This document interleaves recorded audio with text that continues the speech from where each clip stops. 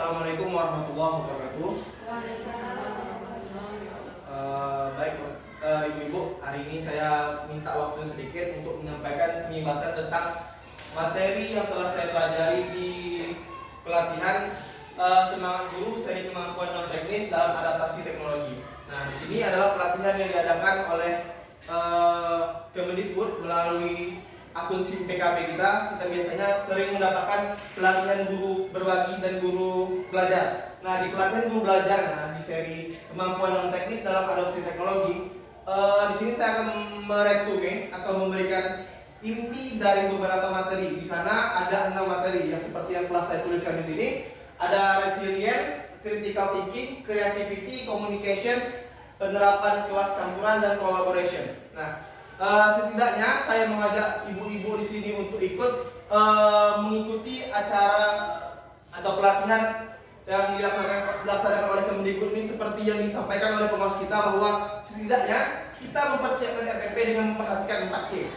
Yang mana 4C itu ada dari 6 poin ini, yaitu yang pertama critical thinking, C yang pertama. C kedua adalah creativity, C ketiga adalah communication, dan C keempat adalah collaboration. Nah, namun di sini memiliki 2 poin lebih, yaitu resilience dan juga penerapan kelas campuran dari empower teacher. Nah, saya mulai dari resilience. Di sini nanti kita akan belajar tentang kerangka SAMR.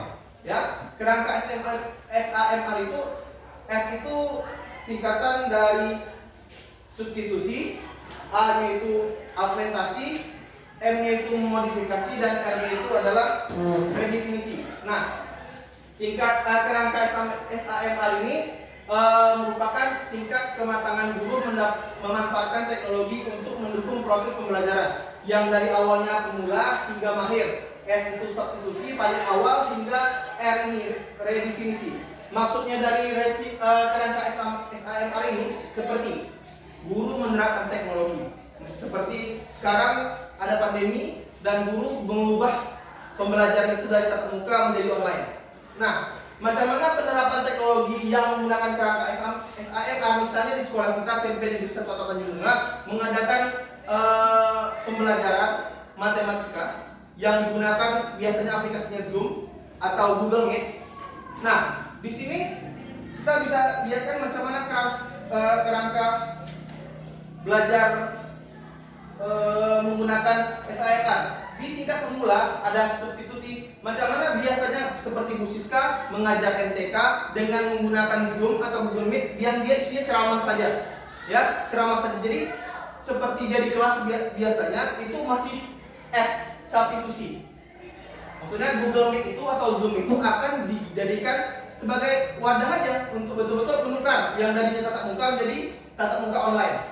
Itu merupakan bagi pemula. Bagaimana ketika dia memasuki tingkat A?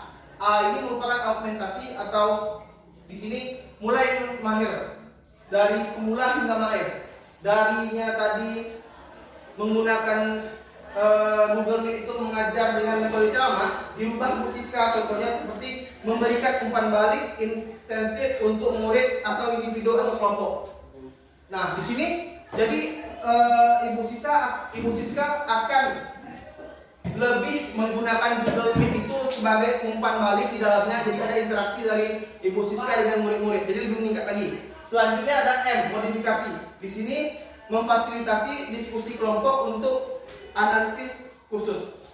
Maksudnya dari perubahan yang biasanya tatap muka hanya metode ceramah, kita berubahkan dari SA ke M, modifikasi. Jadi Ibu Siska itu lebih memodifikasi cara dia belajar menggunakan teknologi yang sini saya contohkan adalah Google Meet atau Zoom dengan memfasilitasi diskusi. Jadi gunanya itu siswa lebih interaktif untuk belajar. Selanjutnya di R, kerangka R itu adalah redefinisi, murid membuat webinar. Nah, tadinya Bu Siska menggunakan Google Meet atau Zoom itu hanya untuk memberikan ceramah. Tapi ketika di R sini, redefinisi, ini merupakan tingkat yang paling sudah mahir. Murid-murid itu menggunakan Zoom tadi atau Google Meet itu bukan untuk belajar lagi, tapi dia mengadakan simulasi dan juga mengadakan webinar. Misalnya satu orang murid kita, Aulia, dia dari Zoom tadi dia mengadakan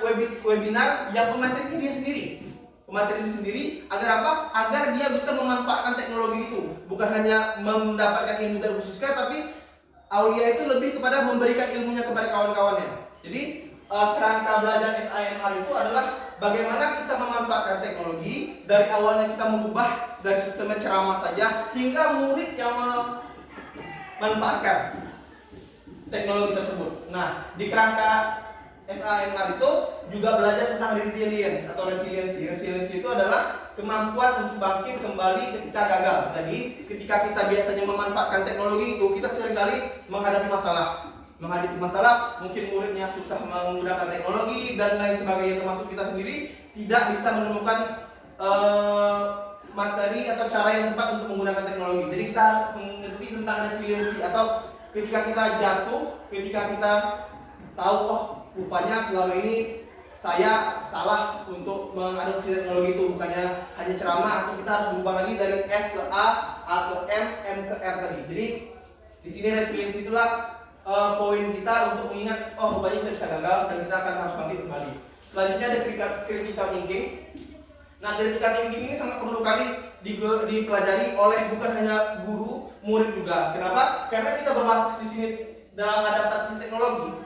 Kita ketahui bahwa critical thinking itu adalah kemampuan seseorang untuk menyaring informasi yang kita berikan ke orang lain itu benar atau tidak, informasi yang kita dapatkan dari orang lain itu benar atau tidak. Nah, kenapa? Karena teknologi kita akan berdiskusi tentang internet, ya, tentang internet. Kenapa jadi penting kita belajar critical thinking itu untuk siswa kita, untuk kita sendiri? Karena pengguna internet itu mayoritas adalah kaum muda yang dimana ketika kita berbicara tentang orang muda, mereka itu akan lebih sulit untuk memikirkan apakah informasi yang mereka kirim itu benar atau tidak. Makanya kita di sini akan nanti belajar tentang SSSP. Apa itu SSSP? Kerangka tentang saya sadar, saya berpikir. Nah, saya hanya memberikan resume sedikit saja tentang kerangka SSSP itu. Saya sadar, saya berpikir. Ketika orang mendapatkan informasi, kita sadar bahwa informasi ini benar atau tidak. Terus kita lebih berhati-hati dalam memforwardkannya.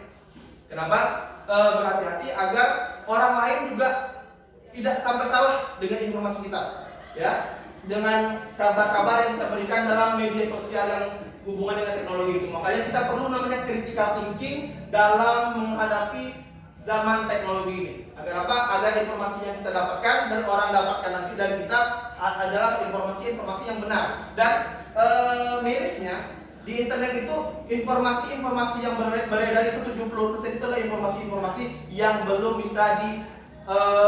bisa dipertanggungjawabkan atau belum benar informasi itu valid atau tidak. Maka dari itu kita perlu critical thinking agar apa? Agar orang yang di circle kita, ada orang yang di lingkungan kita dapat menyaring informasi itu, kita bantu menyaring informasi itu agar informasi itu betul adanya. Nah, selanjutnya kita masuk ke creativity. Kita di sini nanti akan mempelajari tentang konten. Macam mana konten itu? Misalnya kita membuat YouTube atau kita membuat tulisan di Instagram atau bahkan story di WhatsApp. Nah, kita harus memikirkan konten itu merupakan konten, ya. Jadi Bapak Ibu setiap hari mungkin mengirimkan video di WhatsApp, foto di WhatsApp, bahkan status saja di WhatsApp itu merupakan suatu konten. Nah, konten itu segala bentuk komunikasi, terutama audiovisual yang berisi informasi, hiburan ataupun ajakan. Nah, dalam pelajaran di sini nanti kita akan membuat rencana, mengeksekusi dan memasarkan bagaimana konten yang bagus itu. Konten yang bagus itu tentunya bukan hanya kita senang, orang senang dan mendapatkan informasi di dalamnya. Jadi kita harus berhati-hati juga dalam membuat konten, terutama bagi kita para guru. Selanjutnya communication. Communication itu adalah komunikasi, dan di komunikasi ini kita belajar macam mana komunikasi yang baik antara guru dan siswa. Yang paling diberatkan di sini adalah macam mana kita menumbuhkan empati. Empati itu adalah usaha untuk memahami cara pandang orang lain berdasarkan realita dan keadaan orang tersebut.